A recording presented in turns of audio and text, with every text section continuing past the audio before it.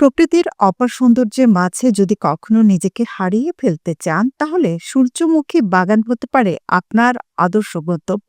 আজ আমরা নিয়ে যাচ্ছি এক মনোমুগ্ধকর সূর্যমুখী বাগানে। গাজীপুর থেকে এহসানুল হক কবিরের প্রতিবেদনে বিস্তারিত।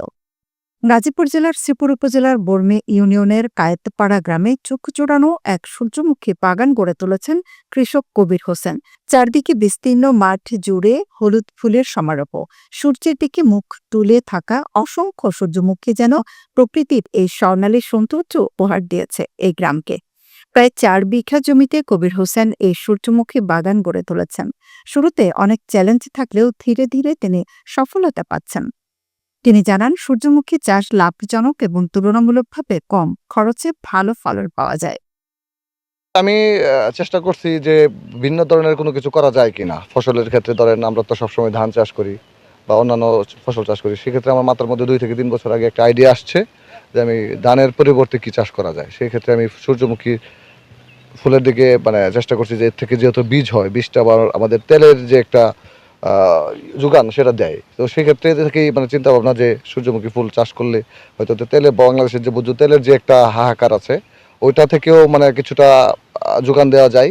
আর সেক্ষেত্রে মানুষের দর্শনার্থী যারা আছে সেটা দেখছি মানুষ অনেকভাবেই এটার প্রতি ব্যাপক আগ্রহ হয়। সেই সব থেকে চিন্তা ভাবনা থেকে গত 2-3 করে নিজের ব্যক্তিগত উদ্যোগে দর্শনার্থীদের জন্য বসার জন্য বা যারা আসে দূর দূরান্ত থেকে তাদের জন্য আমি বসার একটু জায়গা করে দিয়েছি, যারা দূর থেকে এসে আনন্দ পায়।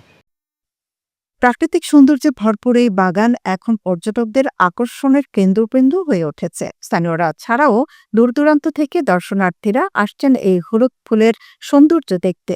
বিশেষ করে বিকেলবেলা সূর্যের আলোতে ঝলমলে সূর্যমুখীর ফুলের মধ্যে হাঁটার অভিজ্ঞতা সত্যি মনোমুগ্ধকর।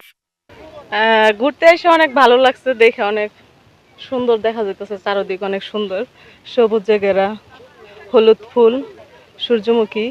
এলাকা তো কখনো ছিল না, এই প্রথম দেখে অনেক ভালো লাগতেছে।